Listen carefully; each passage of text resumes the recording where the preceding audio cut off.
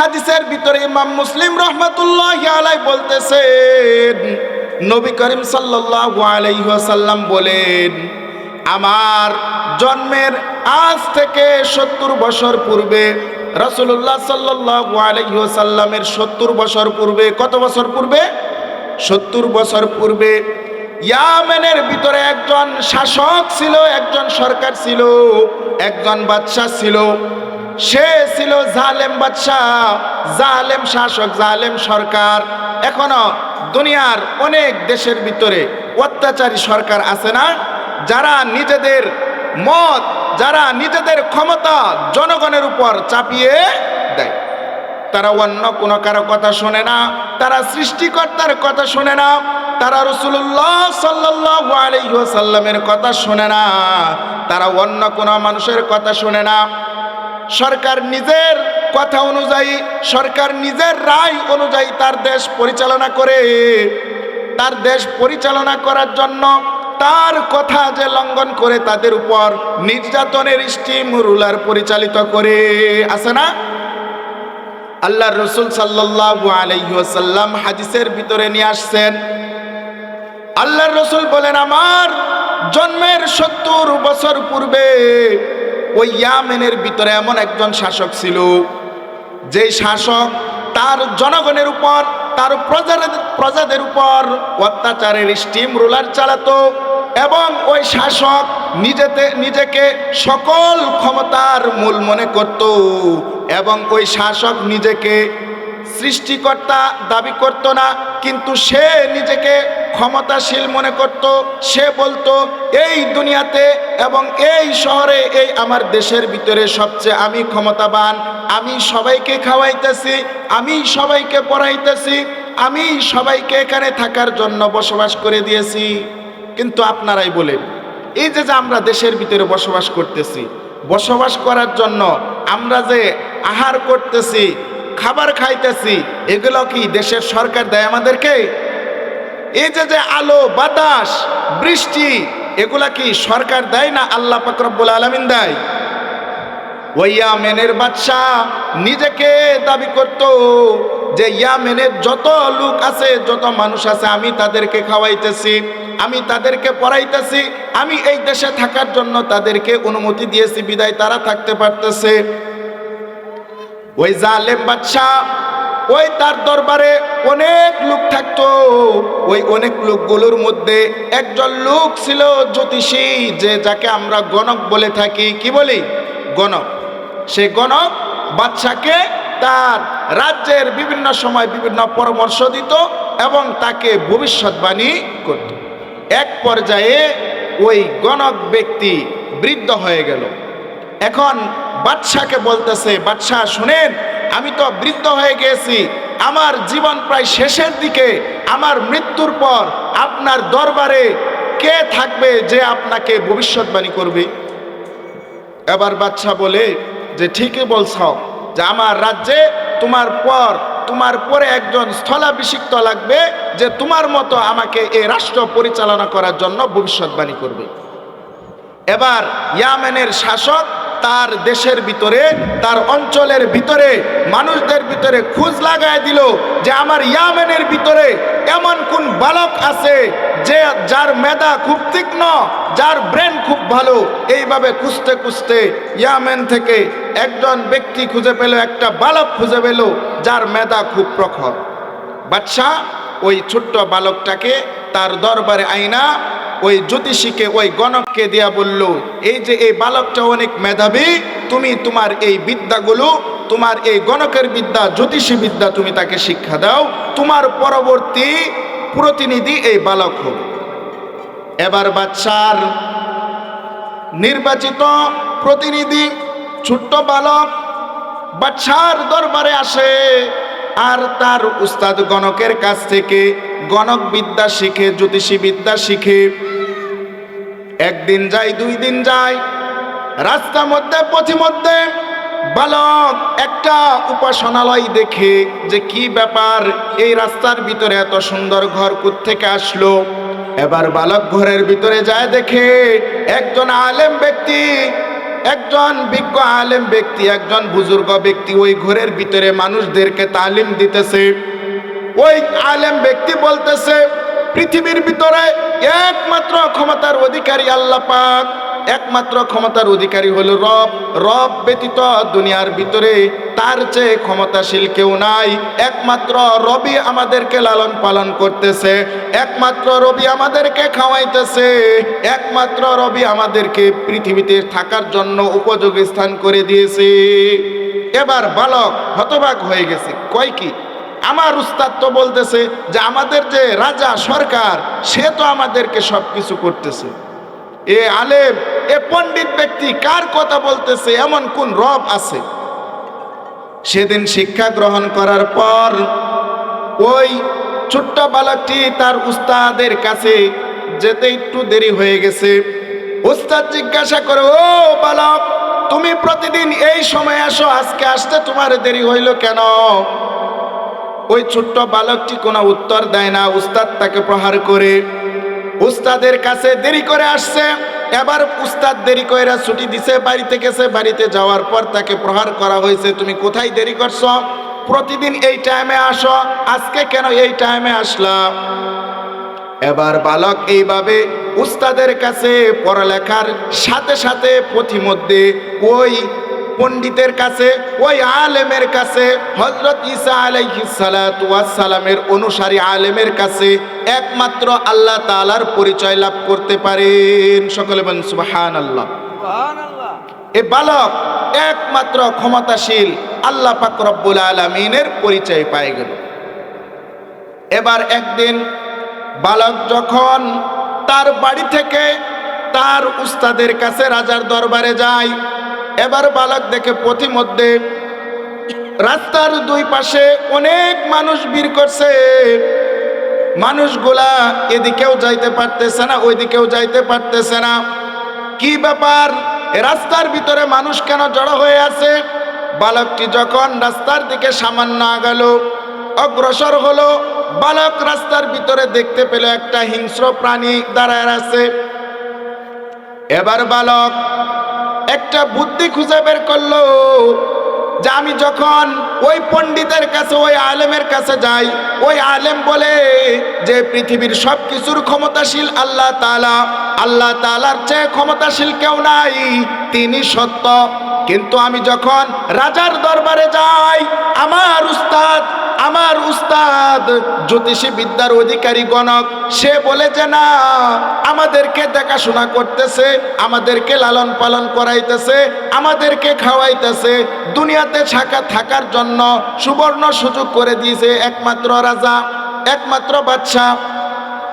এবার ছোট্ট বালকটি চিন্তা করল যে আমার উস্তাদের কথা সত্য নাকি আমার যে আলেম পণ্ডিত আছে তার কথা সত্য, এটা যাচাই করার জন্য একটা সুবর্ণ সুযোগ এসে গেছে। এবার বালক হাতের ভিতরে ছোট্ট একটা পাথর নিয়ে সে আল্লাহর কাছে বলতেছে, সে মনে মনে বলতেছে যে আমি আমার এ আলেম উস্তাদের কাছে পড়তেছি, সে বলতেছে সার্বভৌমত্ব ক্ষমতার অধিকারী একমাত্র আল্লাহ পাক রব্বুল আলামিন। এই কথা যদি সত্য হয়ে থাকে তাহলে আমার এই ছোট্ট কঙ্করের মাধ্যমে, পাথরের মাধ্যমে এই হিংস্র প্রাণীটা যেন মারা যায়। আর যদি আমার গণক উস্তাদের কথা সত্য হয়ে থাকে যে সবচেয়ে ক্ষমতার অধিকারী একমাত্র রব হইল এই দেশের রাজা, এটা যদি সত্য হয়ে থাকে তাহলে আমার এই সামান্য পাথর দ্বারা যেন এই প্রাণীটা না মরে। এবার ছোট্ট বালক তার মনের এই কথাটা চিন্তা করে মনে মনে এটা বলে, ওই পাথরের দিকে, ওই হিংস্র প্রাণীর দিকে তার ছোট্ট পাথরটা নিক্ষেপ করার সাথে সাথে আল্লাহ পাক রব্বুল আলামিনের কুদরতে হিংস্র প্রাণীটা মারা যায়। সুবহানাল্লাহ। রাস্তার সকল মানুষগুলা দেখে হতভম্ব হয়ে গেছে যে আমাদের ভিতরে এত বড় বড় মানুষ আছে, ক্ষমতাশীল ব্যক্তি আছে, আমরা কেউ রাস্তার প্রাণীটাকে মারতে পারলাম না, কিন্তু এই ছোট্ট বালক সে কোন ক্ষমতার অধিকারী, সে কোন ক্ষমতার বলে, সে কোন মন্ত্র দিয়া রাস্তার এই এত বড় হিংস্র প্রাণীটাকে মাইরা ফেলছে। অবাক হয়ে গেছে। আমাদের দেশে যদি অলৌকিক কোনো কিছু ঘটনা ঘটে তাহলে ওই দিকে হেরিক পড়ে কিনা, পড়ে না? অনেক দিন আগে এই দিকে এক ছোট্ট বাচ্চা বের হয়েছে যে তার মুখের পানির পরা ফু দিলে সব রোগবালাই ভালো হয়ে যায়, বের হয়েছিল কিনা? এ খুদাগু কি না কি অলৌকিক ঘটনা। তো ইয়ামেনের মানুষ অবাক হয়ে গেছে যে ছোট্ট বালক এত বড় একটা প্রাণী মেরে ফেললো, আমাদেরকে রাস্তা দিয়ে যাওয়ার সুযোগ করে দিল। এই বালকের ভিতরে অবশ্যই কোনো না কোনো কিছু আছে। এবার ইয়ামেনের জনগণ ওই ছোট্ট বালকটার কাছে যায়, ও বালক, তুমি এমন কোন মন্ত্রের মাধ্যমে, এমন কোন ক্ষমতার মাধ্যমে আমাদেরকে এই হিংস্র প্রাণীর কবল থেকে হেফাজত করলা? এবার বালক মনে মনে বলে যে আমি যদি এতগুলা মানুষের মাঝে এই রহস্যটা উদ্ঘাটন করে দেই তাহলে আমাকে এখানে জীবিত রাখবে না। এবার বালকের কাছে একজন দুইজন করে যখন জিজ্ঞাসা করে যে বালক, তুমি কোন ক্ষমতার অধীনে, কোন ক্ষমতার যুক্তিতে এটাকে করলা, এই এত বড় কাজ করলা? এবার বালক বলে যে আমি ছোট্ট মানুষ, আমারও কোনো ক্ষমতা নাই, তুমি একটা সাধারণ মানুষ, তোমারও কোনো ক্ষমতা নাই, কিন্তু আমি এমন একজন ক্ষমতাশীল ব্যক্তি পেয়েছি, এমন একজন ক্ষমতার অধিকারীকে পেয়েছি যার উসিলায়, যার হুকুমে আমি এই কাজটা করেছি। এবার বালক বলে, শোনো, আমার কোনো ক্ষমতা নাই, আমি তোমার কোনো রোগ বালাই অথবা বিপদ আপদ দূর করতে পারবো না। তুমি যদি এক আল্লাহর উপর বিশ্বাস স্থাপন করো তাহলে আমি তার দরবারে দোয়া করব, আল্লাহ তাআলা তোমার বালা মুসিবত, বিপদ আপদ, রোগ বালাই ভালো করে দিবে। সুবহানাল্লাহ। এবার ওই ব্যক্তি বলে যে আমি একমাত্র ক্ষমতার অধিকারী, সবচেয়ে প্রভাবশালী, সব কিছুর মালিক একমাত্র আল্লাহ তাআলাকে বিশ্বাস করলাম। আর ওই ছোট্ট বালকটি সাথে সাথে ওই ব্যক্তির জন্য দোয়া করে দিল, ওই ব্যক্তির সাথে সাথে অসুস্থতা থেকে সুস্থ হয়ে গেল। এই ঘটনা যদি ঘটে তাহলে এই খবরটা কি ওই এলাকার ভিতরেই থাকবে না আশপাশ দুই এক এলাকার ভিতরে খবর হয়ে যাবে? খবর হয়ে যাবে না? এই খবরটা ইয়ামেনের ভিতরে ছড়ায় পড়ছে। রাজার দরবারে এক প্রভাবশালী ব্যক্তি ছিল, এই ব্যক্তি ছিল জন্ম থেকেই অন্ধ। ওই ব্যক্তি এই সংবাদটা পাইছে যে এই এলাকার ভিতরে এমন একজন বালক, তার ভিতরে কি ক্ষমতা আছে জানি না, কিন্তু সে যদি কোনো রোগের চিকিৎসা করে তাহলে সাথে সাথেই ভালো হয়ে যায়। ওই প্রভাবশালী ব্যক্তি আবার বালকের পিছনে ছুটছে, ও বালক, আমি দুনিয়াতে আসার পর চন্দ্র সূর্যের আলো কেমন দেখতে পারি নাই। দুনিয়াতে আমার মায়ের গর্ভে ধারণ করেছি, কিন্তু আমার মায়ের গর্ভে ছিলাম, কিন্তু আমার মা আমাকে গর্ভ ধারণ করেছে, কিন্তু আমার মাকে আজ পর্যন্ত দেখতে পারি নাই, আমার বাবাকে দেখতে পারি নাই, দুনিয়ার কোনো আলো দেখতে পারি নাই। ও ছোট্ট বালক, তুমি এমন কোন ক্ষমতার অধিকারী? তুমি যদি আমাকে সুস্থ করতে পারো তাহলে আমার যত টাকা পয়সা আছে তোমাকে অর্ধেক দিয়ে দিব। এবার বালক বলতেছে যে এটা তো আমার কোনো ক্ষমতা নাই, এটা আমাকে ভালো করছে, আমাকে সুস্থ করার ক্ষমতা দিছে আমার রব। এবার ওই দরবারের যে প্রভাবশালী ব্যক্তি বলতেছে, কি ব্যাপার, আমাদের রব, আমাদের ক্ষমতাশালী ব্যক্তি, সে কিভাবে আমাকে ভালো করবে? না, তোমরা যাকে সবচেয়ে ক্ষমতার অধিকারী মনে করো সে রাজার কোনো ক্ষমতা নাই, তারও রব আছে, তোমারও রব আছে, আমারও রব আছে, সেই হলো একমাত্র আল্লাহ পাক রব্বুল আলামিন, তারই ক্ষমতা আছে ভালো করার জন্য। এখন প্রভাবশালী ব্যক্তিটা বলতেছে, এই ছোট্ট বালক কি বলে, হাই হাই, এই কথা যদি আমাদের রাজার কাছে যায়, আমাদের সুলতানের কাছে যায়, আমাদের সরকারের কাছে যায়, তাহলে আমাদের একজনকেও জীবিত রাখবে না। এবার ছোট্ট বালক বলে যে আমি এটা ছাড়া আর কোনোভাবেই ভালো করতে পারবো না। প্রভাবশালী লোকটা এক পর্যায়ে বুঝে ফেলে যে না, এই ছোট্ট বালকের কথা মানা ছাড়া আমার কোনো উপায় নাই, যেভাবেই হোক আমাকে সুস্থ হতে হবে। এবার যুবক বলে, শোনো, তুমি একমাত্র ক্ষমতাশীল, একমাত্র সবকিছুর মালিক আল্লাহ পাক রব্বুল আলামিনকে তুমি বিশ্বাস করো, আমি আল্লাহ তাআলার কাছে দোয়া করব, আল্লাহ তাআলা তোমাকে সুস্থ করে দিবেন।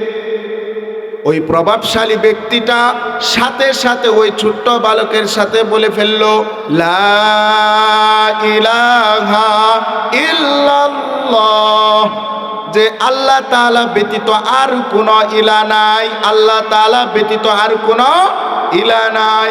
তাবারাকাল্লাযী বিয়াদিহিল মুলকু ওয়া হুয়া আলা কুল্লি শাইইন কাদির। কুল্লু শাইইন কাদির, সবচেয়ে সব কিছুর নিয়ন্ত্রণ, সব কিছুর ক্ষমতা একমাত্র কার হাতে? আল্লাহ তাআলার হাতে। ওই ব্যক্তিটা এক আল্লাহকে বিশ্বাস করার সাথে সাথে ছোট্ট বালকের দোয়ার বদলতে ওই প্রভাবশালী অন্ধ ব্যক্তিটা সাথে সাথে চক্ষুষ্মান হয়ে যায়। কি আশ্চর্য!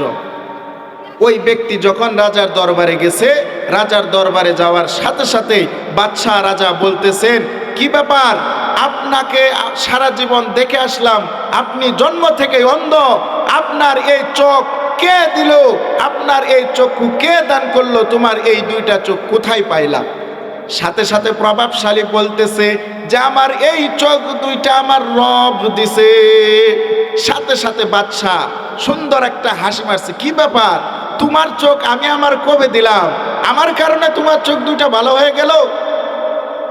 এবার প্রভাবশালী বলতেছেন, ও আমার রাজা, ও আমার সুলতান, শুনেন, আপনার কোনো ক্ষমতা নাই, আমার কোনো ক্ষমতা নাই এই চোখকে ভালো করার জন্য, আর আপনি সব কিছুর ক্ষমতার অধিকারী নয়, সব কিছুর ক্ষমতার অধিকারী হলেন একমাত্র আমার রব আল্লাহ। কে? এই কথা শোনা মাত্রই ওই বাদশাহ, ইয়ামেনের অত্যাচারী জালেম বাদশাহ খেপে গেছে। কি ব্যাপার, সারা জীবন আমি রাষ্ট্র পরিচালনা করতেছি, এই দেশে একমাত্র আমার কথাই সব চলবে, আমিই সব কিছু করি, আমি একমাত্র রব, আবার আরেকজন রব আসলো কোত্থেকে? শোনা মাত্রই তার মাথার রক্ত গরম হয়ে গেছে। সাথে সাথে তার প্রভাবশালী ওই ব্যক্তিকে পাকড়াও করা হয়েছে, গ্রেপ্তার করা হয়েছে। তুমি এই কথা কোত্থেকে জানলা? তোমাকে এই কথা কে শিখাইলো? আল্লাহ আবার কে? এক আল্লাহ বলতেছে, এটা আবার কোন জিনিস? এটা তোমাকে কে শিখাইলো? ওই প্রভাবশালী ব্যক্তিকে গ্রেপ্তার করার সাথে সাথে নির্যাতন নিপীড়ন শুরু করে দেওয়া হলো। যখন বর্তমান সময়ে যদি কেউ অপরাধ করে, তাহলে আমাদের দেশের আইন অনুযায়ী বেশি অপরাধী হলে তাকে কোথায় নেওয়া হয়? রিমান্ডে নেওয়া হয় না? তো ওই প্রভাবশালী ব্যক্তিকে রিমান্ডে নেওয়া হলো। সে এক পর্যায়ে নির্যাতন সহ্য করতে না পেরে ওই ছোট্ট বালকের নামটা বলে দেয়। আর সেই ছোট্ট বালকটার নাম কি আপনারা কি জানেন? ওই ছোট্ট বালকটার নাম হলো আব্দুল্লাহ ইবনে আমের। নাম কি? আব্দুল্লাহ ইবনে আমের। ওই ছোট্ট বালক আব্দুল্লাহ ইবনে আমেরের নাম যখন বলে দেয়, রাজার সাথে সাথে বলে যে আমার এই ঘরের শত্রু কোত্থেকে হলো আবার, যে আমি দুধ কলা দিয়ে কাল সাপ বলতেছি, আমার দরবারে থাইকা আমার নিয়োজিত শিক্ষকের কাছে পইড়া সে আমার বিরুদ্ধে স্লোগান দিতেছে, তাকে পাকড়াও করা হোক, তাকে ধরে নিয়ে আসো। এক পর্যায়ে ওই ছোট্ট বালক আব্দুল্লাহ ইবনে আমেরকে গ্রেপ্তার করা হলো, তাকেও রিমান্ডে নেওয়া হলো। এবার আব্দুল্লাহ ইবনে আমেরকে প্রচন্ড নির্যাতন করার পর তাকে জিজ্ঞাসা করা হচ্ছে বারবার যে এই শিক্ষাটা তুমি কোত্থেকে পাইলা? এই জ্যোতি বিদ্যার ভিতরে, এই গণক বিদ্যার ভিতরে তো তোমার উস্তাদ এটা শিক্ষা দেয় নাই। এবার আব্দুল্লাহ ইবনে আমের ওই নির্যাতন নিপীড়ন সহ্য করতে না পেরে এক পর্যায়ে তার উস্তাদের নাম বলে দেয়। জালেম বাদশাহ আব্দুল্লাহ ইবনে আমের ছোট্ট শিশুর উস্তাদটাকে, ওই আলেমকে ধরে নিয়ে আসে, তার উপর নির্যাতন নিপীড়ন চালানো হয় যে তোমরা যে প্রতিপালক যে আল্লাহর উপর ঈমান আনছ সেই আল্লাহর নাম ভুলে যাও, সেই রবের নাম ভুলে যাও। তোমরা স্বীকার করো সার্বভৌমত্ব ক্ষমতার অধিকারী একমাত্র আমি সরকার, আমার উপরে দুনিয়ার আর কোনো কথা কারো চলবে না, একমাত্র আমার কথাই মানতে হবে। কিন্তু আল্লাহ তাআলার ওই বান্দাগণ একমাত্র আল্লাহ পাক রব্বুল আলামিনের উপর ঈমান আনছে। দেখেন মুসলমান, একজন খাঁটি মুসলমানের ঈমান কত শক্তিশালী।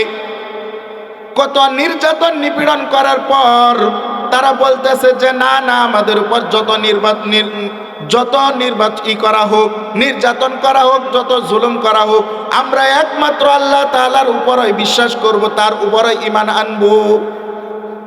কিন্তু মুসলমান আজকে বিভিন্ন অঞ্চলে সামান্য বিভিন্ন এনজিও সংস্থা আমাদেরকে কিছু টাকা, কিছু অর্থ, কিছু বাড়ি গাড়ি করে দেওয়ার লোভে মুসলমানদের ঈমানকে অপহরণ করছে। চিল্লায় বলেন ঠিক কিনা? আমাদের এই পাহাড়ি অঞ্চলগুলোতে দেখবেন অনেক বেশি বিভিন্ন এনজিও সংস্থা, তারা ওয়ার্ল্ড মিশন অথবা বিভিন্ন সংস্থার নাম দিয়ে আপনার ছেলেকে গাছ দিবে, আপনাকে মাছ দিবে, আপনাকে মশারি দিবে, আপনাকে বাড়িতে একটা ঘর দিবে, একটা টয়লেট বানায় দিবে, বিভিন্ন জনসেবামূলক কাজের উসিলায় আইসা আমার আপনার ঈমান চুরি কইরা নিয়ে চলে যাবে। নাউজুবিল্লাহ। এগুলা থেকে আমাকে আপনাকে সাবধান থাকতে হবে। আমাদের পরিচয় একমাত্র মুসলমান। তারা বলবে যে আমরা হইলাম ঈসাই মুসলিম, আমরা কি ঈসাই মুসলিম, কিন্তু না, আমরা মুহাম্মাদি মুসলিম। আমাদের নবী একমাত্র মুহাম্মাদুর রাসূলুল্লাহ। তো এই রাজার কথায় এক পর্যায়ে আব্দুল্লাহ ইবনে আমের এবং প্রভাবশালী ব্যক্তি এবং তার উস্তাদকে বিভিন্ন নির্যাতন নিপীড়ন করা হলো, কিন্তু তারা তাদের ঈমান থেকে এক চুল পরিমাণ সরে যায় নাই। সুবহানাল্লাহ। এবার রাজা বলতেছে প্রভাবশালী ব্যক্তির গলার ভিতরে করাত, চেনেন না করাত, গাছ কাটে, এই করাত গলার ভিতরে ধরছে যে তুমি যদি অস্বীকার না করো যে আল্লাহ বলতে কেউ নাই, তার কোনো ক্ষমতা নাই, এটা যদি স্বীকার না করো তাহলে তোমাকে এই করাত দিয়ে হত্যা করা হবে। নাউজুবিল্লাহ। কিন্তু প্রভাবশালী ব্যক্তি বলে যে না না, আমি কোনোভাবেই এই কথা স্বীকার করতে পারবো না। আমি মনে মনে বিশ্বাস করেছি আমার একমাত্র প্রতিপালক আল্লাহ, আল্লাহ তাআলা ব্যতীত আর কোনো ক্ষমতা নাই, আল্লাহ তাআলা ব্যতীত কোনো কারো কাছে হায়াত মউত নাই, আল্লাহ তাআলাই একমাত্র সৃষ্টিকর্তা, আল্লাহ তাআলাই একমাত্র পালনকর্তা। এই কথা যখন সে স্বীকার করে ফেললো, রাজার কথা যখন সে প্রত্যাখ্যান করলো, সাথে সাথে ওই ব্যক্তিকে করাত দিয়ে হত্যা করে ফেলা হলো। কত নির্যাতন করা হয়েছে। সাহাবায়ে কেরাম রিদওয়ানুল্লাহি তাআলা আলাইহিম আজমাইন, আল্লাহর রাসূল সাল্লাল্লাহু আলাইহি ওয়াসাল্লাম মুসলিম শরীফের এই হাদিসের ভিতরে সাহাবায়ে কেরাম রিদওয়ানুল্লাহি তাআলা আলাইহিমকে বললেন, ও আমার সাহাবীরা, তোমরা একমাত্র আল্লাহর উপর ঈমান আনার কারণে, আমার এই নবী মুহাম্মদকে নবী হিসেবে মানার কারণে আবু জাহাল, উকবা, সাইবা আর মক্কার কাফেররা তোমাদের উপর কত নির্যাতন নিপীড়ন করতেছে। হযরত বিলাল হাবশী রাদিয়াল্লাহু তাআলা আনহুকে কত কষ্ট দিয়েছে। হযরত সুমাইয়া রাদিয়াল্লাহু তাআলা আনহাকে তার লজ্জাস্থানের ভিতরে বর্ষা মেরে মেরে তাকে হত্যা করা হয়েছে। আল্লাহর নবী বলতেছেন, ও আমার সাহাবীরা, এটা আজকে নয়, আমাদের পূর্বেও যারা ইমানদার ছিল, এক আল্লাহকে বিশ্বাস করত, যারা বলতো লা ইলাহা ইল্লাল্লাহ, তাদের উপর এই পরিমাণ নির্যাতন করা হতো, এই পরিমাণ নিপীড়ন করা হতো।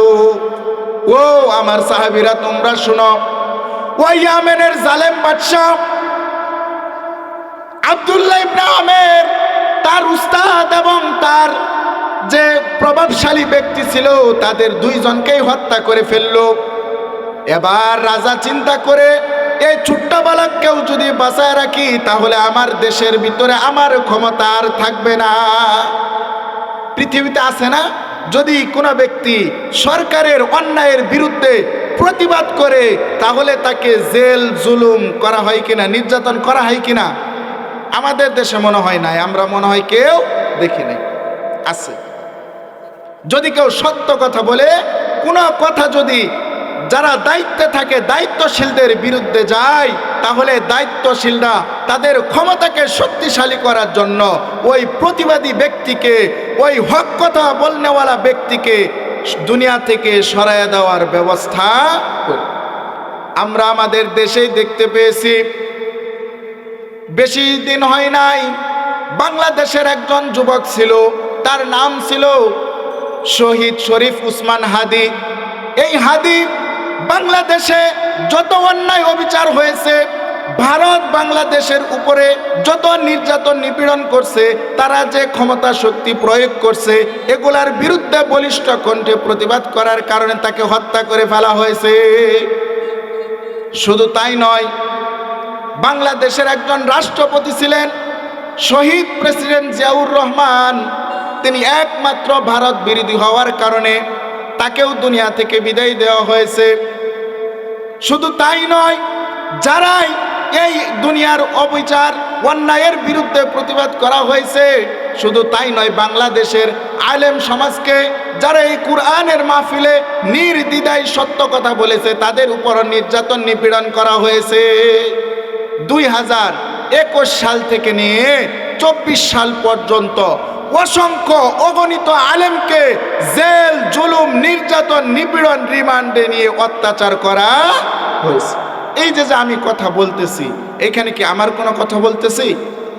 পবিত্র কোরআনের সূরা বুরুজ এবং আল্লাহ রসুল সাল্লাল্লাহু আলাইহি ওয়াসাল্লামের হাদিস থেকে, মুসলিম শরীফ থেকে একটা হাদিস বলতেছি। তো এই কথা যদি কারো বিরুদ্ধে যায়, তাহলে এটা আমার অপরাধ না যার বিরুদ্ধে গেল তার অপরাধ? আপনি কেন অন্যায় কাজ করবেন? আপনি ভালো হয়ে যান, তাহলে কথাটা তো আপনার বিরুদ্ধে যাবে না। আল্লাহ রসুল সাল্লাল্লাহু আলাইহি ওয়াসাল্লাম সাহাবায়ে কেরামদেরকে এই ঘটনা শোনাচ্ছিলেন যে আমার 70 বছর পূর্বে এরকম ঘটনা হয়েছে। বাদশা চিন্তা করলো, এই ছোট্ট বালককে যদি দুনিয়াতে রাখি তাহলে আমার ক্ষমতা থাকবে না। বাদশা ফরমান জারি করে দিল যে এই ছোট্ট বালকটাকে পাহাড়ের উপরে নিয়ে সেখান থেকে নিক্ষেপ করে তাকে হত্যা করে দেওয়া হোক, কারণ এইখানে যদি তাকে মারা হয় তাহলে আমার দেশের অন্যান্য মানুষেরা জেনে যাবে। এরকম হয় না যে তাকে দূরে জঙ্গলে কোথাও নিয়ে ক্রস ফায়ার করে মাইরা ফেলা, আর বলো যে অপহরণ হয়েছে, ক্রস ফায়ারে মারা গেছে। এরকম পরিবেশ হয় কিনা? ওই ছোট্ট বালককে পাহাড়ের উপরে নিয়ে যাওয়া হলো, তাকে সেখান থেকে নিক্ষেপ করে হত্যা করা হবে। কিন্তু একমাত্র ক্ষমতার অধিকারী আল্লাহ পাক রব্বুল আলামিন বললেন যে না না, আমার বান্দা এই ছোট্ট বালক আব্দুল্লাহ ইবনে আমেরকে দুনিয়ার কোনো মানুষ হত্যা করতে পারবে না। তার বিরুদ্ধে যারা চক্রান্ত করবে, আমি আল্লাহ তাদের বিরুদ্ধে ব্যবস্থা নিব। বালককে পাহাড়ের উপর নিয়ে যাওয়ার সাথে সাথে আল্লাহ পাক রব্বুল আলামিন ভূমিকম্পের মতো পাহাড়কে কম্পন দিয়ে দিল। সাথে সাথে তার সাথে যত লোক গিয়েছিল প্রত্যেকটা লোক পাহাড় থেকে পড়ে মৃত্যুবরণ করছেন। আর ছোট্ট বালক আব্দুল্লাহ ইবনে আমের জীবিত ফেরত আসছে। কি ব্যাপার বাদশা, এই ছোট্ট বালক তুমি কোত্থেকে আসলা? তোমার তো এখানে আসার কথা না। ছোট্ট বালক বললেন, ওয়া মাকারু মাকরাল্লাহ ওয়াল্লাহু খায়রুল মাকিরিন। ও বাদশা শুনেন, আল্লাহ পাক রব্বুল আলামিনের বান্দাদের বিরুদ্ধে, আল্লাহ পাক রব্বুল আলামিনের আশিকদের বিরুদ্ধে, আল্লাহ পাক রব্বুল আলামিনের যাকিরদের বিরুদ্ধে, আল্লাহ পাক রব্বুল আলামিনের বিশ্বাসীদের বিরুদ্ধে, আল্লাহ তাআলার দ্বীনের বিরুদ্ধে যারা চক্রান্ত করে তারা কখনো সফল হতে পারে না। আল্লাহ তাআলার চেয়ে ক্ষমতার অধিকারী আর কারো নাই। এবার বাচ্চা চিন্তা করে, এই পাহাড়ের উপর থেকে নিক্ষেপ করে তাকে হত্যা করতে পারলাম না, ও আমার রাজপ্রাসাদের লোকেরা তাকে পানিতে নিয়ে যাও, তাকে পানিতে ডুবিয়ে হত্যা করা হবে।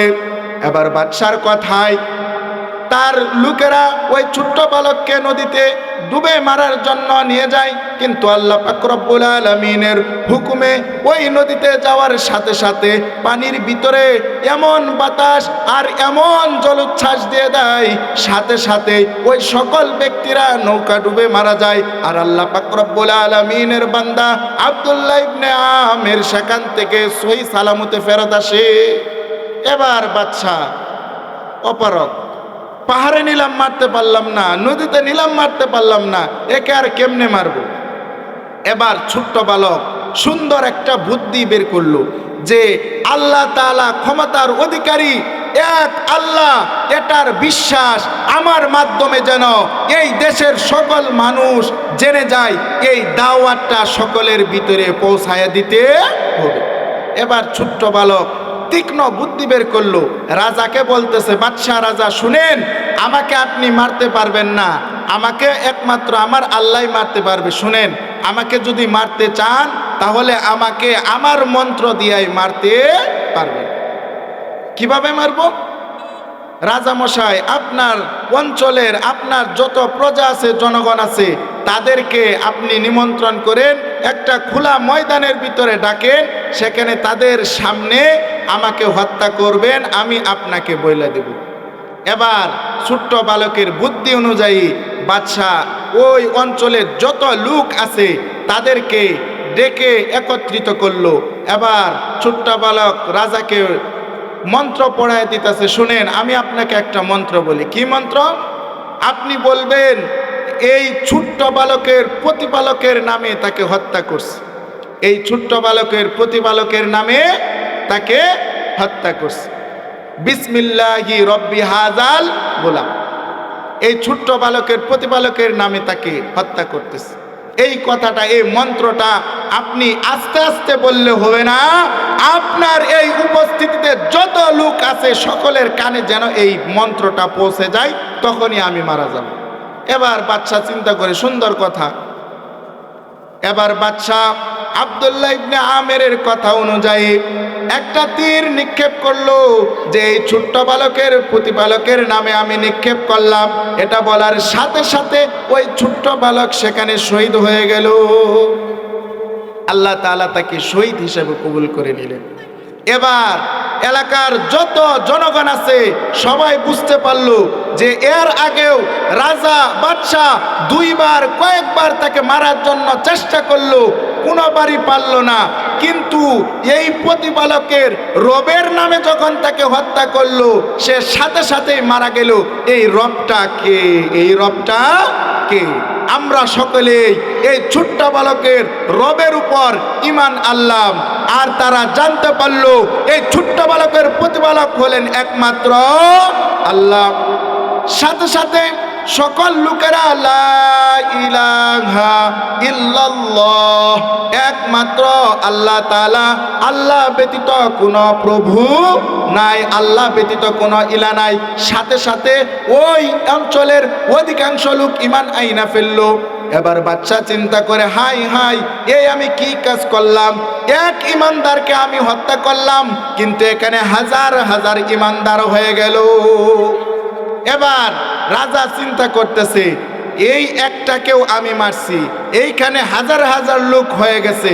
এক তফসিরে ইবনে কাসির সহ মারিফুল কোরআন সহ বিভিন্ন তফসির গ্রন্থে আসছে, মুফাসসিরিনে কেরাম বলেন সেইখানে 20,000 মানুষ একসাথে ঈমান আনছে। সুবহানাল্লাহ, সুবহানাল্লাহ।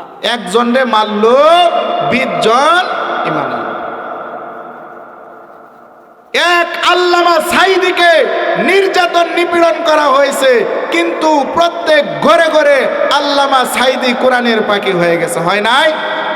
এক শরীফ উসমান হাদিকে হত্যা করা হয়েছে, কিন্তু বাংলার অনেক ঘরে ঘরে অসংখ্য শরীফ উসমান হাদি হয়েছে। এখন বাচ্চা চিন্তা করলো, আমার ক্ষমতাকে আরো চিরস্থায়ী করতে হবে, যেভাবেই হোক আমি তাদের উপর নির্যাতন চালায় দিব, তাদেরকেও আমি হত্যা করব, কারণ যেভাবেই হোক ক্ষমতা ধরে রাখতে হবে। এই যে তো কিছুদিন আগে মানুষ একটা মরুক 5টা মরুক, অর্ধেক মারা যাক, কিন্তু ক্ষমতায় থাকা লাগবে, একদম গণহত্যার আদেশ দেয় না? অনেক দেশে দেয়। আমাদের দেশে হয়তো দেয় না, আমাদের দেশে যারা শাসক হয় অনেক ভালো, আমরা দোয়া করি আল্লাহ তাআলা তাদেরকে পরিপূর্ণ হেদায়েত দান করুন, সকলে বলি আমিন। তো বাদশাহ হুকুম দেয়া দিল, এই এতগুলা মানুষকে তীর নিক্ষেপ করে মারা যাবে না, এতগুলা মানুষকে বিষ খাওয়াও মারা যাবে না, এতগুলা মানুষকে গণকবর দিয়া মারতে হবে। এই রাস্তার পাশে বড় বড় গর্ত খনন করো, এই গর্তের ভিতরে আগুন প্রজ্বলিত করো। বাদশার আদেশে রাস্তার প্রত্যেকটা আনাচে কানাচে আশেপাশে গণকবর খনন করা হলো, গর্ত খনন করা হলো। শুরুতে বলছিলাম কুতিলা আসহাবুল উখদুদ, গর্ত খননকারীদেরকে আল্লাহ পাক রব্বুল আলামিন ধ্বংস করে দিয়েছেন। আর এই হাদিসের ভিতরে গর্ত খননকারী আসছে কিনা আলোচনা বুঝতেছেন? আল্লাহ পাক রব্বুল আলামিন বলতেছেন কুতিলা আসহাবুল উখদুদ, গর্ত খননকারীদেরকে আমি ধ্বংস করে দিয়েছি, তাদেরকে দুনিয়া থেকে শেষ করে দিয়েছি।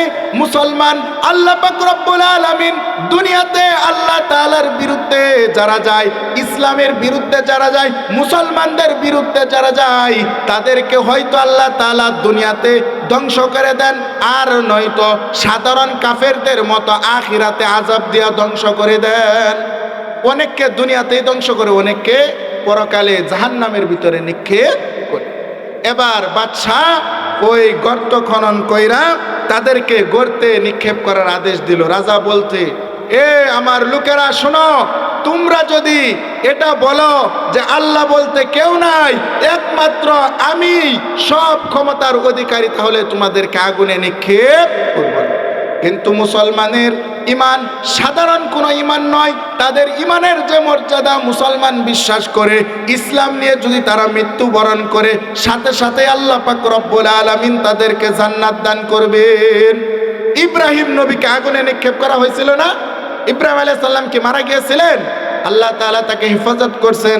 তারা বললেন, ও বাদশা, তোমরা যদি আমাদেরকে আগুনে নিক্ষেপ করো তাহলে আমরা কোনো ভয় পাই না, কিন্তু আমরা এক আল্লাহ তাআলা ব্যতীত অন্য কারো উপর বিশ্বাস করতে পারবো না। এবার বাদশা সবাইকে আগুনের ভিতরে নিক্ষেপ করে আল্লাহ পাক রব্বুল আলামিন এই ঈমানদারদেরকে সাথে সাথে জান্নাত দান করেছেন।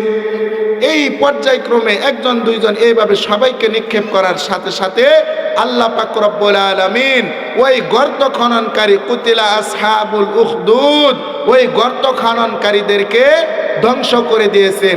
এরপরে আয়াতের ভিতরে আল্লাহ পাক রব্বুল আলামিন বলতেছেন আন্নারি যাতিল ওয়াকুদ, এই গর্তের ভিতরে তারা আগুন প্রজ্বলিত করেছিল, ইন্ধন দিয়ে খড়ি দিয়ে তারা আগুন প্রজ্বলিত করেছিল। এই আগুন প্রজ্বলিতকারীদেরকে আল্লাহ পাক রব্বুল আলামিন ধ্বংস করে দিয়েছেন। এরপর আল্লাহ পাক রব্বুল আলামিন বলতেছেন ইযহুম আলাইহা কুউদ, আগুনের ভিতরে ইমানদাররা জ্বলছিল, আর ওই কাফের বেঈমান মুশরিকরা অত্যাচারীরা আগুনের আশপাশে এইভাবে চেয়ারে বৈশা দাঁড়া দাঁড়া এগুলা দেখতেছিল, আর তারা উল্লাস করতেছিল, আনন্দ করতেছিল। এরপর আল্লাহ পাক রব্বুল আলামিন সূরা বুরুজের ভিতরে বলতেছেন ওয়া হুম আলা মা ইয়াফআলুনা বিল মুমিনিনা শুহুদ, ওয়া হুম আলা মা ইয়াফআলুনা বিল মুমিনিনা শুহুদ, মুমিনদের সাথে, ঈমানদার সাথে তারা যে আচরণ করতেছিল, তাদের সাথে যে অন্যায় অবিচার করতেছিল, এই সবগুলা তারা দেখতেছিল। এরপর আল্লাহ পাক রব্বুল আলামিন বলতেছেন ওয়া মা নাকামু মিনহুম ইল্লা আইয়ুমিনু বিল্লাহিল আজিজিল হামিদ, মুসলমানদেরকে এই আগুনের ভিতরে তাদেরকে নিক্ষেপ করা হয়েছে, তাদেরকে হত্যা করা হয়েছে। আল্লাহ তাআলা বলতেছেন আমার বান্দাদের কি অপরাধ ছিল? ওয়া মা নাকামু মিনহুম, তাদের কোনো অপরাধ ছিল না, ইল্লা আইয়ুমিনু বিল্লাহ, তাদের একটাই অপরাধ, তারা মুসলমান ছিল, তাদের একটাই অপরাধ, তারা ঈমানদার ছিল। এই ঈমান আনার কারণে আল্লাহ পাক রব্বুল আলামিনের এই বান্দাদেরকে হত্যা করা হয়েছে। মুসলমান, আমরা যদি বলি আমরা ঈমান আনার কারণে আপনাকে আপনার ঈমান থেকে যদি সরে না যান আপনাকে হত্যা করা হবে, আপনার ঈমান ছেড়ে দিবেন? ঈমান ছাড়বেন? কেন ছাড়বেন না? কারণ আল্লাহ পাক রব্বুল আলামিন যদি কাউকে হেফাজত করে তাকে কেউ মারতে পারে না। আর দুনিয়া থেকে আমাদেরকে বিদায় করে দিলেও আমাদের বাড়ি কোথায়? জান্নাত আমাদের জন্য অপেক্ষা করতেছে। সাহাবায়ে কেরাম তাদেরকে আল্লাহর রসুল এই ঘটনা, এই হাদিসটা শোনায়া তাদেরকে শিক্ষা দিলেন, ও বেলাল, ও আমার সাহাবীরা, ও খাত্তাব, ও সুমাইয়া, তোমরা, ও আমার সাহাবীরা, তোমরা শোনো, তোমাদের পূর্বেও ইমানদারদের উপর অত্যাচারীরা, কাফেররা নির্যাতন নিপীড়ন করছে, কিন্তু তারা আল্লাহ তাআলার মনোনীত একনিষ্ঠ বান্দা হয়ে জান্নাতে প্রবেশ করছে। তোমরা ধৈর্য ধারণ করো। এখন ধৈর্য ধারণ করলে কি বিনিময় দেওয়া হবে, কি প্রতিদান দেওয়া হবে? এই আয়াতের ভিতরে আল্লাহ পাক রব্বুল আলামিন বললেন, ইন্নাল্লাযীনা আমানু, যারা ঈমান আনবে, যারা কি আনবে? ঈমান আনবে। ইন্নাল্লাযীনা আমানু, যারা ঈমান আনবে, ওয়া আমিলুস সলিহাত, এবং সৎ কাজ করবে, এবং কি করবে? সৎ কাজ করবে।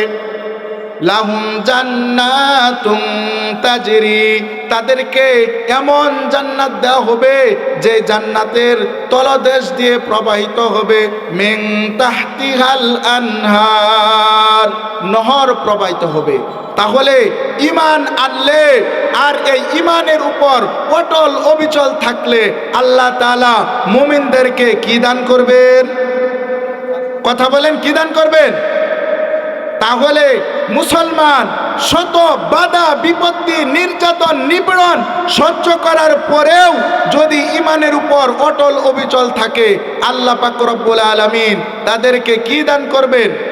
জান্নাত দান করবেন। এই কারণে যুগে যুগে মুসলমানদের উপর অনেক নির্যাতন নিপীড়ন করা হয়েছে। এখন বলতে পারেন যে হুজুর হাদিস আজ থেকে ১৫০০ বছর আগে এর ঘটনা, আরেকটা ঘটনা বললেন, যে ঘটনা নবী করিম সাল্লাল্লাহু আলাইহি ওয়াসাল্লামের জন্মের কত বছর পূর্বে? ৭০ বছর পূর্বে। এত দূরে যাইতে হবে না। আমাদের এই সময়ে আমরা দেখতে পাই যারা ইমানদার, ঈমান আনার কারণে একমাত্র অপরাধ তারা মুসলমান হওয়ার কারণে তাদের উপর নির্যাতন করা হয়। আমাদের বাংলাদেশে আসছেন আরাকানের মুসলমান, যাদেরকে কি বলা হয়? রোহিঙ্গা বলা হয়। সেই দেশে তো অনেক মানুষ আছে, তাদেরকে তো দেশ থেকে বিতাড়িত করা হইল না, তাদেরকে তো হত্যা করা হইল না। আরাকানের যারা রোহিঙ্গা আছে তাদেরকে কেন দেশ থেকে বিতাড়িত করা হয়েছে? কেন তাদের মাতৃভূমি থেকে বিতাড়িত করা হয়েছে? তাদের অপরাধ, তারা একমাত্র আল্লাহ তাআলাকে বিশ্বাস করেছে। তারা লক্ষ লক্ষ দেবতা, লক্ষ লক্ষ উপাসনাকারী তাদেরকে বিশ্বাস করে নাই, একমাত্র আল্লাহ তাআলার উপর ঈমান আনছে, নবী মুহাম্মদ রাসূলুল্লাহর উপর ঈমান আনছে। এই কারণে তাদের দেশ ত্যাগ করতে হয়েছে। এই কারণে শুধু আরাকান নয়, ফিলিস্তিনের মুসলমানদের উপর, তাদের উপর নির্যাতন নিপীড়ন করে তাদের দেশকে একদম ধ্বংস করে দেওয়া হয়েছে। এটা কি বহু আগের কথা? এটা তো আমরা দেখতেছি না? বিভিন্ন পত্র পত্রিকা খবরে আমরা দেখতে পাই যে ঈমান আনার কারণে মুসলমানদের উপর এইভাবে নির্যাতন করা হয়। সেই আরাকানে যাইতে হবে না, সেই ফিলিস্তিনে যাইতে হবে না, আমার দেশের পার্শ্ববর্তী দেশ ভারতে মুসলমানদেরকে গরু জবাই করার কারণে হত্যা করা হয়, নাউজুবিল্লাহ। তাহলে কত বড় জালেম তারা! তাদের মাদ্রাসা মসজিদগুলোকে বন্ধ করে দেওয়া হচ্ছে, কারণ কি? তারা মুসলমান। কিন্তু আমরা মুসলমান, আমরা অন্যায় চাই না, আমরা অবিচার চাই না, আমরা কারো উপর জুলুম করতে চাই না। আমরা মুসলমানরা কারো উপর জুলুম করি না। আমাদের দেশ বাংলাদেশ, বাংলাদেশে প্রত্যেকটা অঞ্চলে আমরা হিন্দু, বৌদ্ধ, খ্রিস্টান, গারো, চাকমা, বার্মা সহ বিভিন্ন জাতি উপজাতি আমরা বসবাস করি। কারো ঘর, কারো উপর জুলুম নির্যাতন এগুলো আমরা করি না। এই অঞ্চলে হাগুরাকুড়িতে অনেক জাতি আছে না? এমন ঘটনা কি শুনছেন যে মুসলমানরা হিন্দুদের উপর, খ্রিস্টানদের উপর আক্রমণ করছে? নাই। বাংলাদেশে অনেক সময় রাজনৈতিক উদ্দেশ্য হাসিল করার জন্য বিভিন্ন মন্দির, গির্জায় আক্রমণ কইরা এই ধর্মীয় দাঙ্গা হাঙ্গামা বাজায় দেয়, কিন্তু এর সাথে মাদ্রাসা মসজিদ আলেম উলামাদের সাথে কোনো সম্পর্ক নাই। কারণ আমরা জানি ইসলাম হিন্দু বৌদ্ধ কিংবা অন্য ধর্মদের উপর নির্যাতন নিপীড়নের কথা বলেন। ইসলাম ইনসাফের ধর্ম, ইসলাম শান্তির কথা বলে। ইসলাম বলছে লাকুম দীনুকুম ওয়ালিয়া দীন। হিন্দু বৌদ্ধ খ্রিস্টান তারা তাদের ধর্ম পালন করতেছে, তাদেরকে বুঝাও, তাদেরকে বলো লা ইলাহা ইল্লাল্লাহ, আল্লাহ তো একজন, লক্ষ লক্ষ তো আল্লাহ হতে পারে না। তাদেরকে বুঝাও, তারা যদি বুঝে ইসলাম ধর্মের সৌন্দর্য দেখে ইমান আনে আলহামদুলিল্লাহ, যদি ইমান না আনে এটা তাদের ব্যক্তিগত বিষয়। এই কারণে আমরা আমাদের দেশে হিন্দু বৌদ্ধ খ্রিস্টান সবাই একসাথে মিলেমিশে বসবাস করি। যার যার হিসাব আল্লাহ তাআলার কাছে তারই দিতে হবে। এই কারণে ইসলাম কখনোই বলে নাই যে মুসলমান হইছ আর তুমি কি করো, অন্যদের উপর নির্যাতন করো। ইসলাম শান্তির ধর্ম। এই কারণে আমি আপনি মুসলমান হওয়ার কারণে, ইমানদার হওয়ার কারণে, সত্য কথা বলার কারণে, কোরআনের কথা বলার কারণে, আপনি নামাজি হওয়ার কারণে আপনাকে নির্যাতন নিপীড়ন বিভিন্ন জুলুম মামলা হামলা এলাকার ভিতরে অপবাদ বিভিন্ন ধরনের জুলুম করা হবে, কিন্তু আপনাকে আমাকে ঘাবড়ালে হবে না। এখন আপনি দাড়ি রাখবেন, আপনাকে টিটকারি পারবে। আপনি নামাজ পড়বেন, টিটকারি পারবে, ব্যাঙ্গাবে, নামাজি হয়ে গেছে, এ মুসল্লি হয়ে গেছে, দাড়ি রাখছে হুজুর, এগুলা বলে না। কিন্তু ঘাবড়ানো যাবে না, এইগুলা রাসূলের জামানায় বলতো। এই কারণে আমরা আমাদের সত্য ধর্ম ইসলাম ধর্ম আমরা নিজেরাও মানব, আমরা নিজেরাও পালন করব। যারা ইসলামের বাহিরে আছে আমরা তাদেরকেও ইসলামের দাওয়াত দিব, আমরা তাদেরকেও শান্তির বাণী শোনাবো। আল্লাহ পাক রব্বুল আলামিন আমাদেরকে ঈমানের উপর অটল অবিচল থাকার জন্য তৌফিক দান করুন। সকলে বলি আমিন।